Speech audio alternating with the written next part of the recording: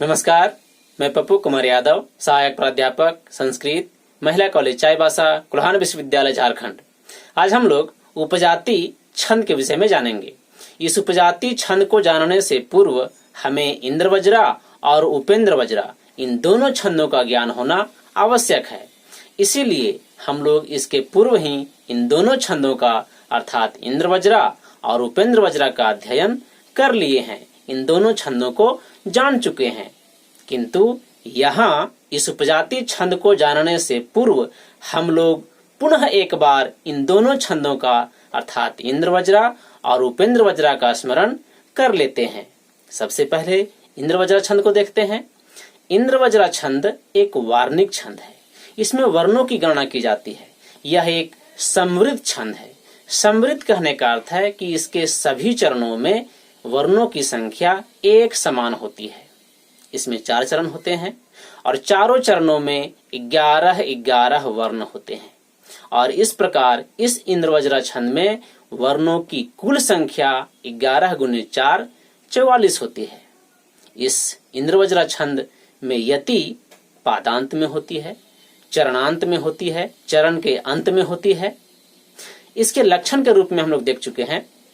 इसका लक्षण है स्यादिन्द्रवज्रा यदि तौ जगौगः, स्यादिन्द्रवज्रा यदि तौ जगौगः, यानी स्यात् इंद्रवज्रा, स्यादिन्द्रवज्रा पद को तोड़ेंगे तो होगा स्यात् जोड़ इंद्रवज्रा।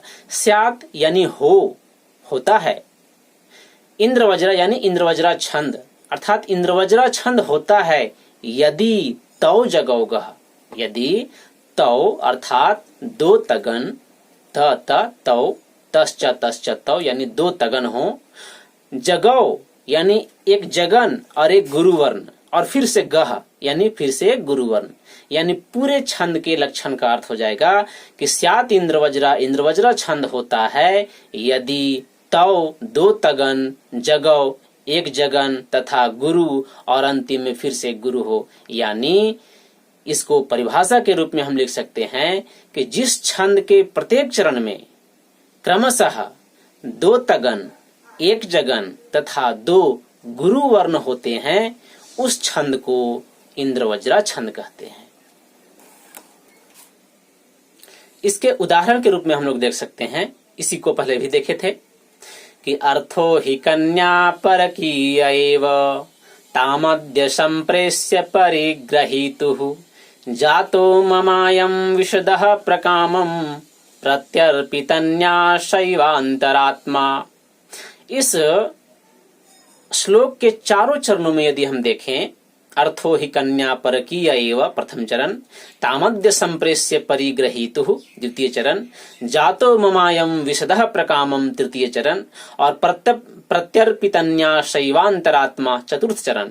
इन चारों चरणों में हम देखेंगे तो जो इंद्रवज्रा छंद के लक्षण में गण का क्रम है वही इन चारों चरणों में भी प्राप्त होता है। इंद्रवज्रा छंद के लक्षण में है तगन, तगन, जगन और 2 गुरुवर्ण। इन चारों चरणों में भी वही हमें प्राप्त होता है, तगन, तगन, जगन और 2 गुरुवर्ण। इस प्रकार ये इंद्रवज्रा छंद होता है। अब इस इंद्रवज्रा छंद में जो वर्णों का क्रम है उसको यदि हम देखें तो पहले है तगन, फिर से है तगन, फिर से है जगन और अंतिम में 2 गुरुवर्ण है। तगन है पहले, तगन अर्थात गुरु गुरु लघु, ये 3 वर्ण, फिर से तगन अर्थात गुरु गुरु लघु और फिर जगन यानी लघु गुरु लघु और अंतिम में 2 गुरु वर्ण। यानी वर्णों के क्रम को यदि हम देखें इस छंद के प्रत्येक चरण में तो गुरु गुरु लघु, गुरु गुरु लघु, लघु गुरु लघु और 2 गुरु वर्ण, गुरु गुरु। इस प्रकार से 11 वर्ण प्रत्येक चरण में गुरु गुरु लघु, गुरु गुरु लघु, लघु गुरु लघु और गुरु गुरु ये वर्ण होते हैं। अब हम लोग उपेंद्रवज्रा छंद को देखते हैं। उपेंद्रवज्रा छंद भी वार्णिक छंद है। इसमें भी वर्णों की गणना की जाती है। यह भी समृद्ध छंद है, अर्थात इस उपेंद्रवज्रा छंद के भी प्रत्येक चरण में वर्णों की संख्या एक समान होती है। इसमें 4 चरण होते हैं और चारों चरणों में 11-11 वर्ण ही होते हैं जैसे इंद्रवज्रा में होते हैं। और इस प्रकार उपेंद्रवज्रा छंद में वर्णों की कुल संख्या 11 गुने 4 44 होती है। इसमें भी यति पादांत में होती है, चरणांत में होती है, चरण के अंत में होती है। इसके लक्षण के रूप में हम लोग देख चुके हैं। इसका लक्षण है इस उपेंद्र वज्रा छंद का कि उपेंद्र वज्रा जतजास्ततो गौ, उपेंद्र वज्रा जतजास्ततो गौ, यानी उपेंद्र वज्रा छंद हो। उपेंद्र वज्रा अर्थात उपेंद्र वज्रा छंद होता है जतजास्ततो गौ। जतजास तत्व को तोड़ेंगे तो होगा जतजाह जोड़ तत्व यानी ततः। जतजाह जतजाह ज जगन त तगन, फिर से ज जगन, यानी उपेंद्र वज्रा छंद होता है जब जतजाह होता है यानी जगन तगन जगन होता है, और ततः तदनंतरम उसके बाद गौ यानी गाय नहीं, गौ अर्थात 2 गुरु वर्ण होते हैं। यानी परिभाषा के रूप में हम लिख सकते हैं कि जिस छंद के प्रत्येक चरण में क्रमशः जगन तगन जगन तथा 2 गुरु वर्ण हो, उस छंद को उपेंद्र वज्रा छंद कहते हैं। इसके उदाहरण के रूप में हम लोग देख सकते हैं त्वमेव माता च पिता त्वमेव, त्वमेव बंधुश्च सखा त्वमेव, त्वमेव विद्या द्रविणं त्वमेव, त्वमेव सर्वं मम देव देव। इस उदाहरण में भी यदि हम देखें तो इसके प्रत्येक चरण में जो गण का क्रम है वह उसी प्रकार है जैसे उपेंद्र वज्रा छंद के लक्षण में बताया गया है। यानी जगन तगन जगन और 2 गुरु वर्ण, प्रत्येक चरण में यही क्रम मिलता है। अब इस उपेंद्र वज्रा छंद में जो वर्णों का क्रम है उसको पहले देखते हैं। इसमें है पहले जगन है, फिर तगन है, फिर जगन है, फिर 2 गुरु वर्ण है। जगन कहने का अर्थ है कि लघु गुरु लघु, ये 3 वर्ण होते हैं जगन में। यानी पहले होगा लघु गुरु लघु, फिर होगा गुरु गुरु लघु तगन में, फिर से जगन है तो लघु गुरु लघु और 2 गुरु वर्ण। यानी इस छंद के प्रत्येक चरण में जो वर्णों का क्रम होता है वह है लघु गुरु लघु, गुरु गुरु लघु, लघु गुरु लघु और 2 गुरु वर्ण। और इस प्रकार से प्रत्येक चरण में 11 वर्ण होते हैं। इस उपेंद्र वज्रा छंद की एक विशेषता है, वह विशेषता इस प्रकार है। इंद्र वज्रा छंद के प्रथम वर्ण, यहां ध्यान रखना है, इंद्र वज्रा छंद का प्रथम वर्ण जो गुरु वर्ण है, चूंकि इंद्र वज्रा छंद का प्रथम गण है तगन, और तगन में जो वर्ण होते हैं वो गुरु गुरु लघु, यानी इंद्र वज्रा छंद का प्रथम वर्ण यदि हम कहें तो गुरु वर्ण है, दीर्घ वर्ण है। ठीक है। अब इस उपेंद्र वज्रा छंद की ये विशेषता है कि उसी इंद्र वज्रा छंद के प्रथम वर्ण जो गुरु वर्ण है, उसी प्रथम वर्ण को लघु करने पर वही इंद्र वज्रा छंद उपेंद्र वज्रा छंद में परिवर्तित हो जाता है। यहां फिर से ध्यान देना है कि इंद्र वज्रा छंद का प्रथम वर्ण जो गुरु वर्ण है, उस प्रथम वर्ण को लघु वर्ण करते ही वही इंद्र वज्रा छंद उपेंद्र वज्रा छंद में परिवर्तित हो जाता है। इसीलिए छंदो मंजरी में उपेंद्र वज्रा छंद का जो लक्षण दिया गया है वह है उपेंद्र वज्रा प्रथमे लघौषा, उपेंद्र वज्रा प्रथमे लघौषा, यानी सा इंद्र वज्रा, वही इंद्र वज्रा प्रथमे लघौषा, यानी प्रथम वर्ण के लघु करने पर उपेंद्र वज्रा छंद हो जाता है। इसका यह अर्थ ये है कि इन दोनों छंदों में, इंद्र वज्रा और उपेंद्र वज्रा, इन दोनों छंदों में प्रथम वर्ण को छोड़कर बाकी शेष वर्णों का जो क्रम है वह एक समान है। जैसे इन दोनों को आप देख सकते हैं, इंद्र वज्रा को उपेंद्र वज्रा को। इंद्र वज्रा में वर्णों का क्रम है गुरु गुरु लघु, गुरु गुरु लघु, लघु गुरु लघु और गुरु गुरु वर्ण। इस प्रकार 11 वर्ण है। उपेंद्र वज्रा छंद में वर्णों का क्रम है लघु गुरु लघु, गुरु गुरु लघु, लघु गुरु लघु और गुरु गुरु वर्ण। अब प्रथम वर्ण को हम दोनों छंदों इंद्र वज्रा और उपेंद्र वज्रा के प्रथम वर्ण को हम अलग कर लेते हैं, तो शेष 10 वर्णों का क्रम को देखें हम तो पाते हैं कि गुरु लघु, गुरु गुरु लघु, लघु गुरु लघु और 2 गुरु वर्ण गुरु गुरु। इस प्रकार से शेष 10 वर्णों का क्रम एक समान है। अर्थात यदि हम इन दोनों छंदों को एक साथ देखते हैं तब यही पाते हैं कि इंद्र वज्रा और उपेंद्र वज्रा इन दोनों छंदों में केवल और केवल एक वर्ण का ही अंतर है। एक में प्रथम वर्ण गुरु है और दूसरे में प्रथम वर्ण लघु है, बाकी सब एक समान है। इसीलिए इन दोनों छंदों अर्थात इंद्र वज्रा और उपेंद्र वज्रा में से किसी भी एक छंद में कोई कवि जब अपनी काव्य की रचना करता है तब बहुत ही सावधानी बरतनी पड़ती है, क्योंकि इन दोनों छंदों में केवल और केवल एक वर्ण का ही अंतर है, प्रथम वर्ण का। एक में लघु, एक में गुरु, यानी इंद्र वज्रा में प्रथम वर्ण गुरु वर्ण, उपेंद्र वज्रा में प्रथम वर्ण लघु वर्ण। और जब भी कोई इन दोनों छंदों में से किसी एक छंद में काव्य की रचना कोई कवि करता है तो अधिक सावधानी बरतनी पड़ती है, क्योंकि कब प्रथम वर्ण लघु है जिसमें हम रचना कर रहे हैं वो गुरु हो जाए। यदि कोई कवि उपेंद्र वज्रा छंद में रचना कर रहा है अर्थात उसके प्रत्येक चरण के प्रथम वर्ण लघु होना चाहिए और कोई भी वर्ण जो है वो कहीं अगर गुरु हो जाता है तो वहां छंद दोष आ जाता है, अर्थात कि उसके चारों चरणों में जिस प्रकार से होना चाहिए उपेंद्र वज्रा छंद के लक्षण के अनुसार से वैसे नहीं हो पाता है और छंद दोष उत्पन्न वहां हो जाता है, वह उसकी पूर्ति कभी नहीं कर पाता है। चूंकि गुरु वर्ण तब भी हो जाता है जब आगे संयुक्त वर्ण हो, तब पूर्व का ह्रस्व वर्ण भी गुरु हो जाता है। और ऐसे में उपेंद्र वज्रा छंद में जो कवि रचना कर रहा है वह इतना सावधानी बरतते हुए भी कहीं गलती होने की संभावना अधिक होती है। इसीलिए इन दोनों छंदों में किसी भी छंद में कोई कवि रचना कर रहा है वहां तो वहां यह भय अवश्य रहता है कि पता नहीं कब गुरु वर्ण सब में आवश्यक है प्रथम वर्ण, लेकिन पता नहीं कब वहां लघु वर्ण हो जाए और लघु वर्ण की जगह गुरु हो जाए, ये एक डर रहता है। इसीलिए बाद के आचार्यों ने अर्थात कि इन दोनों छंदों का प्रयोग जब हो रहा था तो उसके बाद के जो छंद शास्त्रीय आचार्य हुए उन आचार्यों ने इन दोनों छंदों के मिश्रित करके एक रूप बनाया। बाद के छंद शास्त्रीय आचार्यों ने इन दोनों छंदों के अर्थात इंद्र वज्रा और उपेंद्र वज्रा के सम्मिश्रण से एक नए छंद का निर्माण किया जिसका ही नाम उपजाति छंद है।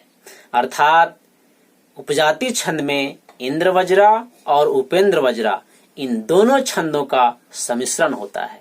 हम कह सकते हैं कि इंद्र वज्रा और उपेंद्र वज्रा छंद के सम्मिश्रित रूप, उसके सम्मिश्रण से ही जिस छंद का निर्माण होता है वही उपजाति छंद है। यानी उपजाति छंद में इंद्र वज्रा और उपेंद्र वज्रा इन दोनों छंदों का सम्मिश्रण होता है।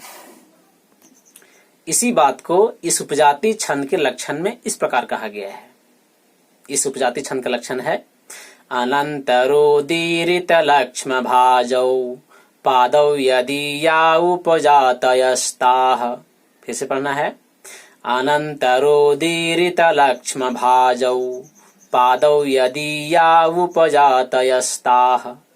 अनंतरोदीरित लक्ष्म भाजौ पादौ यदीया उपजातयस्ताः। इसके लक्षण को समझने से पहले एक बात को ध्यान में बैठा लेना है। क्या है वो? कि जहां जहां भी उपजाति छंद को बताया जाता है उसके जस्ट पहले उपेंद्र वज्रा और इंद्र वज्रा इन दोनों को बताया जाता है। यानी सबसे पहले इंद्र वज्रा होता है, उसके बाद उपेंद्र वज्रा होता है और तीसरे नंबर पे उपजाति छंद होता है। यानी इन तीनों छंदों को बताने में निरंतरता होती है। इन तीनों छंदों के बीच कोई भी दूसरा छंद नहीं आता है, अर्थात कंटिन्यूअस रूप से निरंतर लगातार इन तीनों छंदों को बताया जाता है जिस भी पुस्तक में बताया जाता है। इसीलिए इस बात को यहाँ समझ लेना इतना कि सबसे पहले इंद्र वज्रा, फिर उपेंद्र वज्रा, फिर उपजाति छंद को बताया जाता है। अब हम लोग यहाँ इस लक्षण को देखते हैं। इसमें प्रथम पद है अनंतरोदीरित लक्ष्म भाजौ। इसको समझते हैं, इस पद को, इसको तोड़ेंगे। अनंतर जोड़ उदरित जोड़ लक्ष्म जोड़ भाजौ। अनंतर जोड़ उदरित जोड़ लक्ष्म जोड़ भाजौ। अनंतर अर्थात न अंतर, न अंतर, अनंतर नए समास है, अर्थात जिसमें अंतर नहीं हो, जिसमें भेद नहीं हो, जिसके बीच में गैप नहीं हो, जिसके बीच में कोई तीसरा नहीं हो, अर्थात लगातार हो, कंटिन्यूअस हो, निरंतर हो, जिन दोनों के बीच में नैरंतर्य हो, निरंतरता हो, कंटिन्यूटी हो, इसी को कहते हैं अनंतर। यानी ये संकेत कर रहा है कि जो इसके ऊपर में लगातार दो बताए गए हैं, इंद्र वज्रा और उपेंद्र वज्रा, उनके बारे में बताया जा रहा है कि अनंतर यानी लगातार, निरंतर रूप से, कंटिन्यूटी, अर्थात कि जिसमें निरंतरता हो। वैसे उद्धृत, उद्धृत का अर्थ होता है कहा गया है, बताया गया है, उद्धृत किया गया है। आगे है लक्ष्म, लक्ष्म का अर्थ होता है लक्षण, डेफिनेशन, परिभाषा। आगे है भाजौ, भाजौ द्विवचन का रूप है भाजौ, यानी उक्तौ, कथितौ, कहे गए हैं, किए गए हैं, बोले गए हैं, बताए गए हैं। तो पूरे पद का अर्थ हो जाएगा कि अनंतरोदीरित लक्ष्म भाजौ, यानी अनंतर अर्थात लगातार रूप से, नैरंतर्य रूप से, निरंतर रूप से, कंटिन्यूअस रूप से उदरित जो बताए गए हैं इसके ऊपर में, इस उपजाति छंद के ऊपर में लगातार निरंतर रूप से जिन दो छंदों को बताए गए हैं, लक्ष्म भाजौ अर्थात कि अनंतरोदी लक्ष्म, अनंतरोदी ऋत लक्ष्म, यानी निरंतर रूप से उदरित जो बताए गए हैं ऊपर में जिन दो लक्ष्म भाजौ, जिन दो छंदों के लक्षण कहे गए हैं, इतना ही इसका अर्थ हो जाएगा कि नैरंतर्य रूप से ऊपर में जिन दो छंदों के लक्षण कहे गए हैं, बस इतना ही अंतर है इसका कि अनंतरोदीरित लक्ष्म भाजौ, यानी नैरंतर्य रूप से, कंटिन्यूअस रूप से, लगातार रूप से जिन दो छंदों के लक्षण ऊपर में कहे गए हैं, बताए गए हैं, भजे गए हैं, भाजौ बताए गए हैं, उसी को यहाँ कहा गया है कि अनंतर, नैरंतर्य रूप से उदरित बताए गए लक्ष्म भाजौ, जिन दो छंदों के लक्षण बताए गए हैं, यानी निरंतरता से, लगातार रूप से, नैरंतर्य रूप से जिन दो छंदों के लक्षण ऊपर में बताए गए हैं, बस इतना इसका अर्थ है। आगे है पादौ, यानी पादः, पादौ द्विवचन का रूप है, यानी दो पाद, दो चरण। उसके बाद तीसरे पद को देखते हैं, यदीया उपजातयस्ताः। इसमें यदीयौ जोड़ उपजातयः जोड़ ताः, यदीयौ यहाँ संधि है, अच संधि। उसमें यदीयौ जोड़ उपजातयः जोड़ ताः, यदीयौ यानी यासाम, या यदीयौ पादौ यानी जिस छंद के दो चरण, यदीयौ पादौ जिसके दो चरण, यदीयौ जिसके, पादौ दो चरण। और आगे है उपजातयस्ताः, उपजातयः जोड़ ताः, उपजातयः उपजाति का बहुवचन है, उपजातयः अर्थात उपजातियां बहुवचन के रूप में किया गया है, ताः उपजातयः, इसको हम लोग बाद में समझेंगे। यहां तक देखते हैं, यदीयौ पादौ यानी जिस छंद के दो चरण, चूंकि दो ही चरण को इसलिए कहा जा रहा है कि ये जो छंद है उपजाति छंद, ये सम्मिश्रित छंद है, दो छंदों का सम्मिश्रण है इसमें, इसीलिए किसी न किसी रूप से तो इस छंद के दो चरण में दो छंदों, दो अलग अलग छंदों का तो सम्मिश्रण होना ही चाहिए। इसीलिए दो पादों का, दो चरणों का यहाँ बात की जा रही है, इसलिए कहा गया है यदीयौ पादौ जिस छंद के पादव दो चरण, दो लिखा हुआ नहीं है, पादव से ही समझ जाना है कि दो चरणों की बात की जा रही है, क्योंकि पादव रूप बनता है द्विवचन में। तो यदियव पादव यानी जिस छंद के दो चरण कैसे हों, अनंतरोदीरित लक्ष्म भाजौ यानी अनंतर उदरित लक्ष्म भाजौ, जिस छंद के दो चरण अनंतर उदरित लक्ष्म भाजौ हो, यानी जिस छंद के दो चरण ऊपर में कहे गए क्रमिक रूप से जिन दो छंदों के लक्षण हैं वे हों, ऐसे छंद को ताह उपजातयः, ऐसे छंद उपजाति छंद कहलाते हैं। तो पूरे का यहाँ तक अर्थ हो जाएगा कि अन्वय इसको करेंगे इस छंद के लक्षण को कि यदियौ पादौ, जिस छंद के दो चरण दो पाद अनंतरोदीरित लक्ष्म भाजौ, निरंतर रूप से लगातार रूप से निरंतर रूप से ऊपर में कहे गए जिन दो छंदों के लक्षण हैं वे हों, वे ही दोनों लक्षण हों जो ऊपर में कहे गए हैं। किसके, किसी एक छंद को, अर्थात कि जिस छंद के दो चरण ऊपर में कहे गए निरंतर लगातार रूप से जिन दो छंदों के लक्षण कहे गए हैं वे हों, वही दोनों लक्षण जिस छंद के दो चरण हों वही ताह उपजातयः, वही छंद उपजाति छंद कहलाते हैं। अब इस उपजाति छंद के लक्षण में एक पद आया हुआ है यदीया उपजातयस्ताः, अर्थात यदीय, इसको तो हम लोग समझ गए हैं, उपजातयस्ताः यानी उपजातयः जोड़ताः। अब यहाँ ये प्रश्न उठता है कि उपजाति छंद तो एक ही है, एक ही उपजाति छंद है, किंतु यहाँ बहुवचन का प्रयोग क्यों किया गया है? उपजातयः ताः, साते ताः बहुवचन में, ताः उपजातयः, वे उपजाति छंद होते हैं। क्यों? छंद तो एक ही है उपजाति छंद, इसके पीछे क्या रहस्य है? व्याकरणिक दृष्टि से यहाँ बहुवचन का प्रयोग किया गया है, तो कुछ न कुछ इसके पीछे रहस्य होगा। जो भी आचार्य लिखे होंगे तो कुछ बात को सोचकर ही लिखे होंगे। तो इसके पीछे ये रहस्य है कि यह उपजाति छंद तो दो छंदों का सम्मिश्रण रूप तो है ही, इसमें दो छंद का लक्षण होता है, इसके कम से कम दो चरण अलग अलग छंद होते हैं इसमें, दो चरणों में। तो अब इस छंद में भी तो चार चरण होंगे, इस उपजाति छंद में भी तो चार चरण हैं, और चार चरणों में यह संभव है कि दो चरण इंद्रवज्रा के हों, दो चरण उपेंद्र वज्रा के हों, या एक चरण इंद्रवज्रा का हो, तीन चरण उपेंद्र वज्रा का हो, या एक चरण उपेंद्र वज्रा का हो, तीन चरण इंद्रवज्रा का हो, ये भी संभव है। तो इस प्रकार से अलग अलग इसके रूप बनते हैं। तो देखते हैं सबसे पहले कितने प्रकार के रूप इसके बन सकते हैं। तो सबसे पहले हम लोग ये समझते हैं कि जब दोनों अर्थात इंद्रवज्रा और उपेंद्र वज्रा दोनों छंदों के बराबर बराबर चरण हो, अर्थात दो चरण इंद्रवज्रा दो चरण उपेंद्र वज्रा ऐसे हो, तब कितने प्रकार के रूप बनेंगे।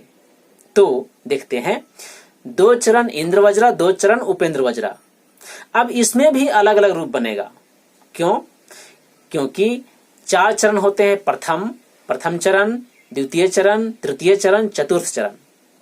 अब दो दो चरण दोनों छंद के हैं, इंद्रवज्रा के भी उपेंद्र वज्रा के। तो यह संभव है कि प्रथम और द्वितीय चरण इंद्रवज्रा के हैं और तृतीय और चतुर्थ चरण उपेंद्र वज्रा के हैं। एक ये होगा। दूसरा, प्रथम और द्वितीय उपेंद्र वज्रा के हैं और तृतीय और चतुर्थ इंद्र वज्रा के हैं। एक ये होगा। उसके बाद प्रथम में इंद्र वज्रा, फिर दो उपेंद्र वज्रा, अर्थात कि प्रथम चरण इंद्र वज्रा, द्वितीय तृतीय उपेंद्र वज्रा और चतुर्थ में फिर इंद्र वज्रा। एक तीसरा रूप बना। चौथा में हो सकता है कि प्रथम में उपेंद्र वज्रा, फिर दो द्वितीय और तृतीय चरण इंद्र वज्रा, उसके बाद अंतिम में फिर उपेंद्र वज्रा, चौथा चरण। ये चौथा रूप बना। फिर एक रूप ये बन सकता है कि प्रथम इंद्र वज्रा, फिर दूसरा उपेंद्र वज्रा, फिर तीसरा इंद्र वज्रा, फिर चौथा चरण उपेंद्र वज्रा। एक ये हो सकता है। उसके बाद एक रूप ये बन सकता है, पांचवा हो गया, छठा में, कि पहले उपेंद्र वज्रा, फिर दूसरा चरण इंद्र वज्रा, फिर उपेंद्र वज्रा, फिर इंद्र वज्रा। ऐसे 6 रूप इसके बन सकते हैं जब दो दो चरण दोनों छंदों के हैं। और जब एक चरण इंद्र वज्रा हो और 3 चरण उपेंद्र वज्रा हो तब भी अलग अलग रूप बनेंगे। जैसे प्रथम चरण इंद्र वज्रा है, 3 चरण उपेंद्र वज्रा अर्थात द्वितीय तृतीय चतुर्थ, ये तीनों है उपेंद्र वज्रा, एक रूप बना। दूसरा, जब दूसरा चरण इंद्र वज्रा हो और प्रथम तृतीय चतुर्थ उपेंद्र वज्रा हो।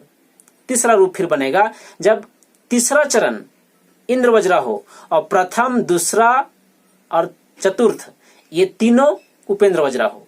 एक और रूप बनेगा जब चौथा चरण इंद्र वज्रा हो और प्रथम द्वितीय तृतीय ये तीनों उपेंद्र वज्रा हो। एक ये हो जाएगा जब एक चरण इंद्र वज्रा का हो। जब एक चरण उपेंद्र वज्रा का हो तब भी 4 रूप बनेंगे। जैसे प्रथम चरण उपेंद्र वज्रा, बाकी शेष द्वितीय तृतीय चतुर्थ इंद्र वज्रा। फिर दूसरा चरण उपेंद्र वज्रा, प्रथम तृतीय चतुर्थ इंद्र वज्रा। उसके बाद तीसरा चरण उपेंद्र वज्रा, प्रथम द्वितीय चतुर्थ इंद्र वज्रा। फिर चौथा चरण उपेंद्र वज्रा और प्रथम द्वितीय तृतीय ये इंद्र वज्रा। इस प्रकार से जब एक उपेंद्र वज्रा छंद होगा और 3 इंद्र वज्रा तब 4 रूप बनेंगे। जब एक इंद्र वज्रा होगा अर्थात एक चरण इंद्र वज्रा और बाकी शेष 3 उपेंद्र वज्रा तो 4 रूप बनेंगे, 4 4 8। और जब 2 चरण दोनों छंद के होंगे तब 6 रूप बनेंगे। और इस प्रकार से 8 और 6 14 प्रकार के उपजाति छंद होते हैं। इन 14 प्रकार के उपजाति छंदों का अलग अलग नाम है। उसके नाम को आप यहाँ नीचे देख सकते हैं, सभी का नाम दिया हुआ है। और 14 प्रकार के उदाहरणों को देखने के लिए एक अलग वीडियो है, उसमें बताया गया है कि प्रत्येक जो 14 प्रकार के हैं उपजाति छंद सबका क्रम क्या होगा, उसमें इंद्र वज्रा उपेंद्र वज्रा का और उसका उदाहरण क्या है वो अलग है, उसको आप देख सकते हैं वहां। तो यहाँ जो 14 प्रकार के बने हुए हैं इन सभी का लक्षण जो क्रम है और नाम है वो नीचे बताया गया, आप इसको देख सकते हैं वीडियो को रोक करके। अर्थात इस उपजाति छंद के लक्षण का पूरा अर्थ इस प्रकार हो जाएगा कि जिस छंद के 2 चरण क्रमशः इंद्र वज्रा और उपेंद्र वज्रा इन दोनों का हो उस छंद को उपजाति छंद कहते हैं। फिर से, जिस छंद के 2 चरण कम से कम 2 चरण, ऐसे बोल सकते हैं कि जिस छंद के 2 चरण इंद्र वज्रा और उपेंद्र वज्रा इन दोनों छंदों का हो उस छंद को उपजाति छंद कहते हैं। और वे 14 प्रकार के होते हैं, ऐसे इसको कहा जा सकता है।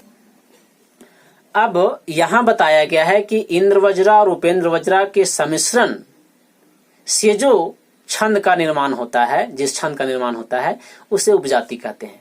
लेकिन वास्तविकता यही है कि सिर्फ इंद्र वज्रा और उपेंद्र वज्रा ही नहीं, कोई भी ऐसे छंद जो दोनों एक ही लंबाई को हों, जैसे यहाँ इंद्र वज्रा और उपेंद्र वज्रा दोनों एक ही लंबाई के हैं अर्थात दोनों 11-11 वर्ण के हैं प्रत्येक चरण के, तो ऐसे ही कोई अगर छंद हो तो उन दोनों के संयोग से भी उपजाति छंद का निर्माण हो सकता है। जैसे इंद्रवंशा छंद भी 12 वर्ण का है और वंशस्थ छंद वो भी 12 वर्ण का है। और जो अंतर यहाँ है लघु गुरु का, ठीक वही अंतर उन दोनों छंदों में भी है। इंद्रवंशा में जो गण बनता है वो तगन तगन जगन रगन तौ जरौ यानी 2 तगन फिर जगन फिर रगन, और वंशस्थ में जो बनता है वो जगन तगन जगन रगन, यानी बाकी सब 3 गण समान है, तगन जगन रगन दोनों में। प्रथम में एक में तगन है इंद्रवंशा में और वंशस्थ में जगन है। तगन अर्थात गुरु गुरु लघु, जगन यानी लघु गुरु लघु, यानी वंशस्थ इंद्रवंशा छंद के प्रथम वर्ण गुरु को लघु कर देंगे तो वंशस्थ बन जाता है। अब इन दोनों छंदों के सम्मिश्रण से भी उपजाति छंद का निर्माण हो सकता है।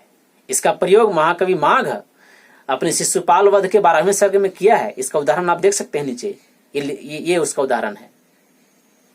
तो इस प्रकार से सिर्फ इंद्र वज्रा उपेंद्र वज्रा नहीं बल्कि अन्य 2 छंदों के सम्मिश्रण से भी उपजाति छंद का निर्माण हो सकता है। बस शर्त एक ही है कि दोनों छंद एक ही लंबाई के हों, अर्थात दोनों छंदों के प्रत्येक चरण में एक समान वर्णों की संख्या हो, अर्थात जिस प्रकार से इंद्र वज्रा रूपेंद्र वज्रा में वर्णों का क्रम है, वर्णों की संख्या है, एक सूक्ष्म भेद बताया गया है, ठीक उसी प्रकार से हो तो दोनों के मिलने से उपजाति छंद का निर्माण हो सकता है। किंतु ज्यादा का प्रयोग नहीं मिलता है।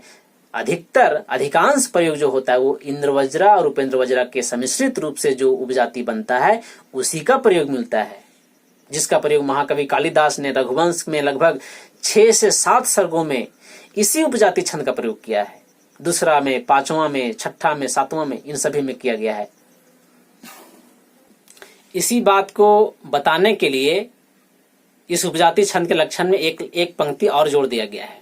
वह है कि इत्थम किलान्यास्वपि मिश्रितासु वदन्ति जाति स्विदमेव नाम।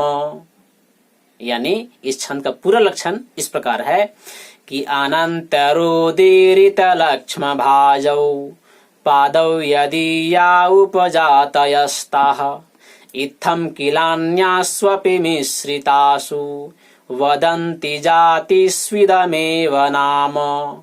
यानी ऊपर का तो प्रथम पंक्ति को हम लोग समझ चुके हैं। दूसरी पंक्ति में है कि इत्थम इसी प्रकार, किलान्यास्वपि मिश्रितासु, इत्थम किला इसी प्रकार, किला मतलब एक ये निपात है निश्चित करने के लिए, निश्चित बोध के लिए। इसी प्रकार अन्यास्वपि मिश्रितासु, अन्यासु अपि मिश्रितासु, अन्य 2 छंदों के भी सम्मिश्रण में, सम्मिश्रित रूप से भी, सम्मिश्रित रूप में भी, उन दोनों छंदों के मिश्रण रूप में भी, वदन्ति जातिषु इदमेव नाम, अर्थात उन दोनों छंदों के सम्मिश्रित रूप को भी इसी नाम से जाना जाता है, अर्थात कि उपजाति छंद के ही नाम से जाना जाता है। कोई भी अन्य दूसरे भी 2 छंदों के मिलने पर भी जिस छंद का निर्माण होता है, यानी केवल इंद्र वज्रा रूपेंद्र वज्रा छंद के मिलने से ही उपजाति नहीं होती है, अन्य 2 छंदों के भी मिलने से उपजाति छंद का निर्माण हो सकता है। वह भी 14 प्रकार का हो सकता है। जैसे इंद्रवंशा है, वंशस्थ है, तो उसमें भी बनेगा 2 चरण इंद्रवंशा का, 2 चरण वंशस्थ का, 1 चरण इंद्रवंशा का, 3 चरण वंशस्थ का, ऐसे मिलकर के वह भी 14 प्रकार का बनेगा। जो भी 2 छंद का के मिलने से उपजाति बनेगा। तो इस पूरे छंद, इस उपजाति छंद के लक्षण को हम अगर लिखें परिभाषा के रूप में तो ऐसे लिख सकते हैं कि जिस छंद के 2 चरण क्रमशः इंद्र वज्रा और उपेंद्र वज्रा, इन दोनों छंदों के लक्षण हो, उस छंद को उपजाति छंद कहते हैं। और बाद में लिखेंगे कि इसी प्रकार किसी भी अन्य 2 छंदों के निर्माण से उपजाति छंद बन सकता है, उसको बनाया जा सकता है। और ये उपजाति छंद 14 प्रकार के हैं, जो इस प्रकार हैं। तो सबका नाम नहीं याद हो तो सबको सिर्फ ये बता देना है कि कैसे कैसे इंद्र वज्रा, पहला लिख देना इंद्र वज्रा, फिर उपेंद्र वज्रा, तीसरा उपेंद्र वज्रा, चौथा चरण उपेंद्र वज्रा, ऐसे करके संकेत किया जा सकता है। ऐसे इसकी कोई आवश्यकता नहीं है, लेकिन समझने के लिए। अब हम लोग इस उपजाति छंद के उदाहरण को देखते हैं। इसका उदाहरण जो देने जा रहे हैं बहुत ही प्रसिद्ध स्तुति श्लोक है। इसमें स्तुति की जाती है भगवान शिव की और बड़ा प्रसिद्ध है यह। तो इसको देखते हैं उदाहरण को। यह उदाहरण है कर्पूर गौरम करुणावतारम संसार सारम भुजगेन्द्रहारम सदा वसंतम हृदयारविंदे भवम भवानी सहितम नमामि। इसको प्रायः मुझे लगता है कि सभी लोग जानते होंगे। तो उदाहरण के रूप में प्रथम इस श्लोक का चरण को देखते हैं। कर्पूर गौरम करुणावतारम। इसमें पहले वर्णों को लघु गुरु करके देखते हैं, कौन सा लघु वर्ण है, कौन सा गुरु वर्ण है, और देखते हैं कि कौन सा इसमें छंद है प्रथम चरण में।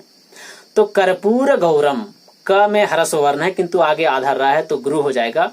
प में दीर्घ उ है तो गुरु हो जाएगा। र में लघु है, ह्रस्व है तो लघु हो जाएगा, यानी गुरु गुरु लघु हुआ। उसके बाद गौरम, ग में औ की मात्रा है, लघु गुरु होगा। रम में अनुस्वार है, गुरु होगा। फिर करुणावतारम, क में ह्रस्व अ है, लघु वर्ण होगा। रु में ह्रस्व उ है, लघु होगा। णा में दीर्घ आ है, गुरु होगा। व में ह्रस्व अ है, लघु होगा। ता में दीर्घ आ है गुरु होगा, और रम में अनुस्वार है गुरु होगा। अब इसको हम लोग गण बनाते हैं, बाएं तरफ से तीन तीन वर्ण का गण बनाते हैं, तो बनेगा गुरु गुरु लघु यानी तगन, फिर से गुरु गुरु लघु यानी तगन, और फिर लघु गुरु लघु यानी जगन, और 2 गुरु वर्ण अंतिम में शेष बचते हैं। इस प्रकार किस छंद में होता है? तगन तगन जगन और 2 गुरु वर्ण।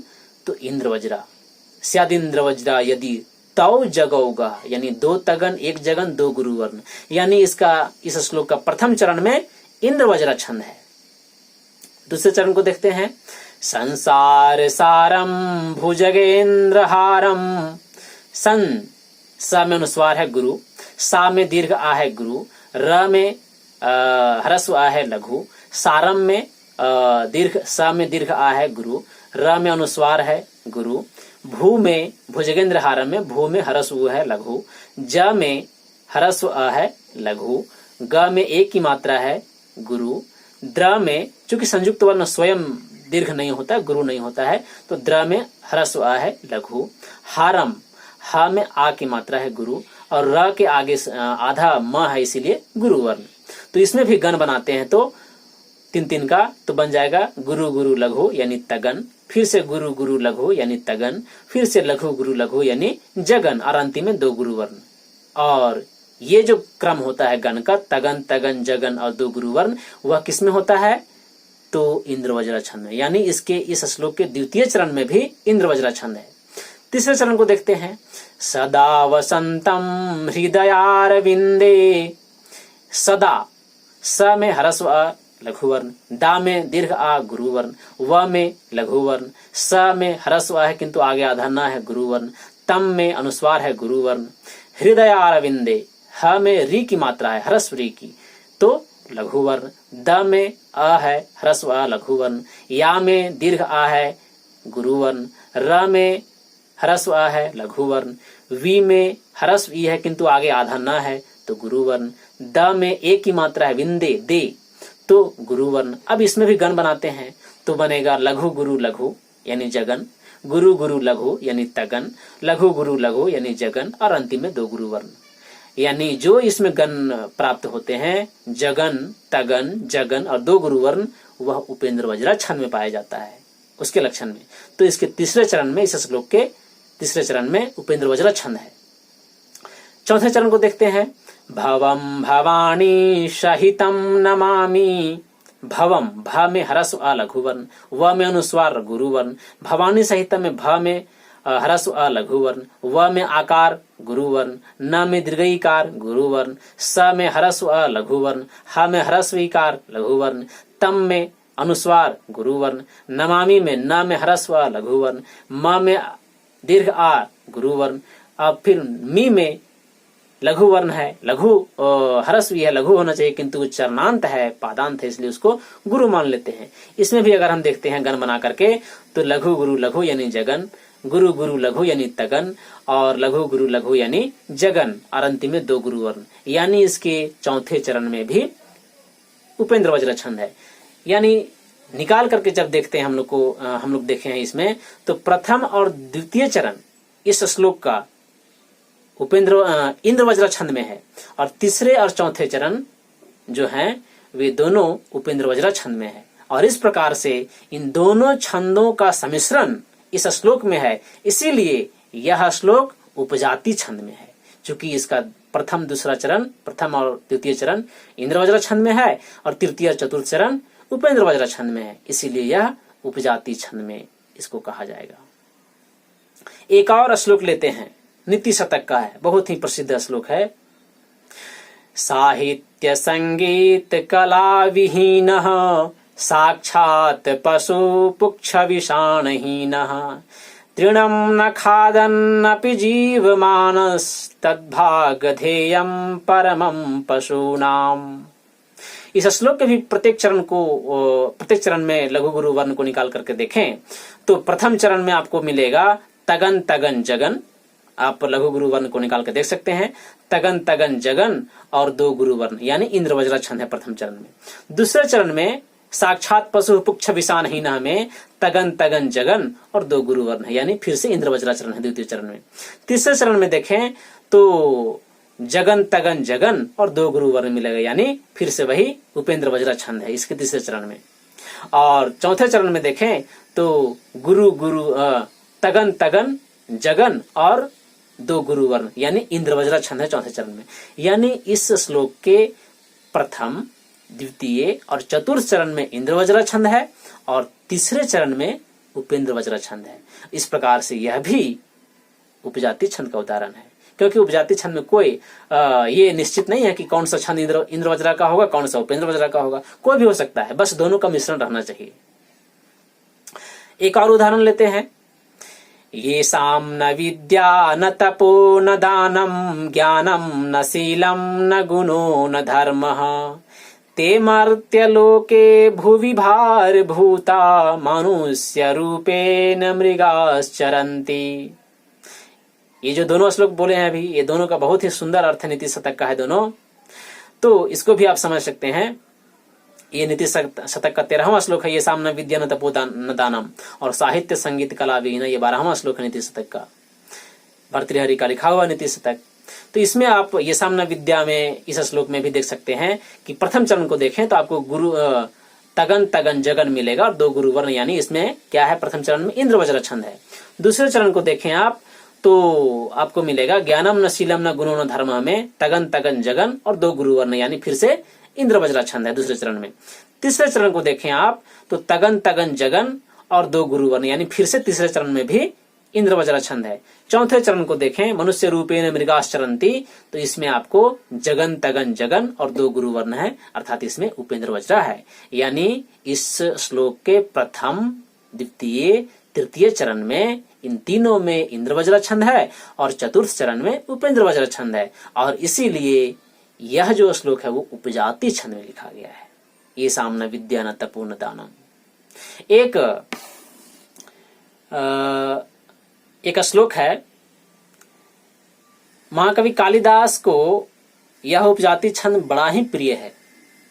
उन्होंने रघुवंश के लगभग 6 से 7 सर्गों में इसी उपजाति छंद का प्रयोग किया है। एक महाकाव्य उनका ऐसा लिखा गया है कि उसका मंगलाचरण ही इस श्लोक में है, कुमार संभवम, उसका मंगलाचरण उपजाति छंद में ही है। उसको आप देख सकते हैं। अस्त्युत्तरस्याम दिशि देवतात्मा हिमालयो नाम नगाधिराजः पूर्वापरौ तोयनिधि वगाह्य स्थितः पृथिव्या इव मानदण्डः। यह कुमार संभवम महाकाव्य का मंगलाचरण है, जिसमें पर्वतराज हिमालय की गुणगाथा बताई गई है, गुणगाथा गाई गई है, और इसमें भी उपजाति छंद है। इसमें आप देख सकते हैं प्रथम चरण में अस्त्युत्तरस्याम दिशि देवतात्मा, इसमें आपको मिलेगा तगन तगन जगन और 2 गुरु वर्ण, यानी इसमें इंद्र वज्रा छंद है प्रथम चरण में। इसके दूसरे चरण को यदि हम लेंगे, हिमालयो नाम नगाधिराजः, इसमें आपको मिलेगा जगन तगन जगन और 2 गुरु वर्ण। वर्णों के लघु गुरु को आप निकाल सकते हैं खुद से, हम सिर्फ इतना बता रहे हैं कि इसमें जो मिलेंगे वो जगन तगन जगन और 2 गुरु वर्ण, यानी लघु गुरु लघु, गुरु गुरु लघु, लघु गुरु लघु और 2 गुरु वर्ण। और इस द्वितीय चरण में जो छंद है वह उपेंद्र वज्रा छंद है, चूंकि जगन तगन जगन और 2 गुरु वर्ण है। तीसरे चरण को देखें आप, पूर्वा परव तो यनिधि वगाह्य, इसमें आपको तगन तगन जगन और 2 गुरु वर्ण मिलेंगे, यानी इसमें इंद्र वज्रा छंद है। और चौथे चरण में स्थितः पृथिव्या इव मानदण्डः, इसमें मिलेगा आपको जगन तगन जगन और 2 गुरु वर्ण, यानी इसमें उपेंद्र वज्रा छंद है। और इस प्रकार से इसमें प्रथम चरण और तृतीय चरण में इंद्र वज्रा है और द्वितीय और चतुर्थ चरण में उपेंद्र वज्रा है, और इसमें भी इस प्रकार से उपजाति छंद है। महाकवि कालिदास को दीपशिखा की उपाधि दी गई है, और जिस श्लोक के कारण दी गई है उसमें भी उपजाति ही छंद है। उस श्लोक को आप देख सकते हैं। संचारिणी दीप शिखे वरात्रौ यम यम वतीयाय पतिम वरासा नरेंद्र मार्गाट्टैव प्रपेदे विवर्ण भावम सस भूमिपालः। इस श्लोक के कारण उनको दीपशिखा की उपाधि दी गई है महाकवि कालिदास को, और इस श्लोक में भी वही उपजाति छंद है। इसके आप प्रथम चरण में देख सकते हैं, संचारिणी दीप शिखेव रात्रौ, इसमें तगन तगन जगन और 2 गुरु वर्ण यानी इंद्र वज्र है प्रथम चरण में। द्वितीय चरण में आपको मिलेगा यम यम व्यतियाय पतिम वरासा, यानी तगन तगन जगन और 2 गुरु वर्ण, इसमें भी इंद्र वज्र है प्रथम और द्वितीय में भी। तीसरे चरण को देखें आप, नरेंद्र मार्गाट्टैव प्रपेदे, इसमें आपको मिलेगा जगन तगन जगन और 2 गुरु वर्ण, यानी इसमें आपको उपेंद्र वज्र छंद है। और चौथे चरण में विवर्ण भावम सस भूमि पालः, इसमें आपको मिलेगा जगन तगन जगन और अंतिम में 2 गुरु वर्ण, यानी इसमें भी उपेंद्र वज्र छंद है। यानी इस श्लोक के प्रथम और दूसरे चरण में इंद्र वज्र छंद है और तीसरे और चौथे चरण में उपेंद्र वज्र छंद है, और इस प्रकार से इसमें भी उपजाति छंद है। तो आपको जब उदाहरण के रूप में पूछा जाए तो ये सब किसी को एक उदाहरण ले सकते हैं। एक और उदाहरण आप देख सकते हैं, ध्वन्यालोक का एक कारिका है, चौथी कारिका है, जिसमें प्रतीयमान अर्थ को बताया गया, वो भी उपजाति छंद में है। प्रतीयमानं पुनरन्य देव वस्त्वस्तिवानेषु महाकवीनां यत्तत् प्रसिद्धावयवातिरिक्तं विभाति लावण्यम इवांगनासु, इसमें भी उपजाति छंद है। इसके प्रथम चरण में उपेंद्र वज्र है, दूसरे चरण में इंद्र वज्र है, तीसरे चरण में इंद्र वज्र है और चौथे चरण में फिर से उपेंद्र वज्र है। यानी इस प्रतीयमानम जो कारिका लिखी गई है ध्वन्यालोक की चौथे कारिका, उसमें प्रथम में और चतुर्थ में उपेंद्र वज्र और दूसरे और तीसरे में इंद्र वज्र, इस प्रकार से इसमें भी उपजाति छंद है। तो जब भी परीक्षा में पूछा जाए कि उपजाति छंद का लक्षण और उदाहरण लिखें, तो लक्षण के रूप में वही लिख सकते हैं आप, अनंतरोदीरित लक्ष्म भाजौ पादव यदीयौ उपजातयस्ताः। दूसरी पंक्ति को उसका लिखने के बाद जरूरत नहीं है, इत्थम किलान्यासु, इसको लिखने की आवश्यकता नहीं है, प्रथम पंक्ति को लिख सकते हैं और उसमें गण निकाल के बता देना है, क्योंकि ये इंद्र वज्र उपेंद्र वज्र दोनों का उसमें सम्मिश्रण है। और उसके बाद में एक उदाहरण को लिखना है और उदाहरण के चारों चरणों में वर्णों के क्रम को बता देना है, यानी कौन सा वर्ण लघु है, कौन सा वर्ण गुरु है। और उतना बताने के बाद प्रत्येक चरण में ये लिख देना है कि कौन सा चरण इंद्र वज्र का है और कौन सा चरण उपेंद्र वज्र का है। ये वहां स्पष्ट रूप से निर्देश कर देना है, तब जाकर के इसका लक्षण और उदाहरण पूरा होगा। इसको हम लोग ऐसे लिख सकते हैं जो यहाँ बताया गया है। इसका लक्षण लिखेंगे, फिर उसको लघु गुरु करेंगे, उसके नीचे परिभाषा के रूप में हिंदी में लिखेंगे, फिर उसके बाद उदाहरण लिखेंगे प्रत्येक चरण, चारों चरणों को, उसमें गण बनाएंगे और उसके बगल में इंद्र वज्र उपेंद्र वज्र लिखते जाएंगे और तब जाकर के ये पूरा होगा उपजाति छंद। उपजाति छंद के विषय में पूछा जा सकता है लघुतरीय प्रश्न के रूप में कि उपजाति छंद जो होता है उसमें कितने छंद मिलते हैं, 2 मिलते हैं, 3 मिलते हैं, 4 मिलते हैं, तो 2 छंदों का सम्मिश्रण होता है। मुख्यतः इसमें इंद्र वज्र और उपेंद्र वज्र इन्हीं दोनों छंदों का ही सम्मिश्रण होता है, किंतु अन्य 2 छंदों के सम्मिश्रण से भी उपजाति छंद का निर्माण हो सकता है। शर्त यही है कि दोनों छंद की लंबाई एक होनी चाहिए, अर्थात कि दोनों छंदों के प्रत्येक चरण में एक समान वर्ण हो। जैसे इंद्रवंशा और वंशस्थ छंद के प्रत्येक चरण में 12-12 वर्ण होते हैं और इस प्रकार दोनों के मिलने के बाद भी उपजाति छंद का निर्माण होता है। और उसका प्रयोग हम लोग देख चुके हैं कि शिशुपाल वधम के महाकाव्य के 12वें सर्ग में महाकवि माघ के द्वारा किया गया है। तो आज इस उपजाति छंद में इतना ही, आगे दूसरा छंद देखेंगे। धन्यवाद।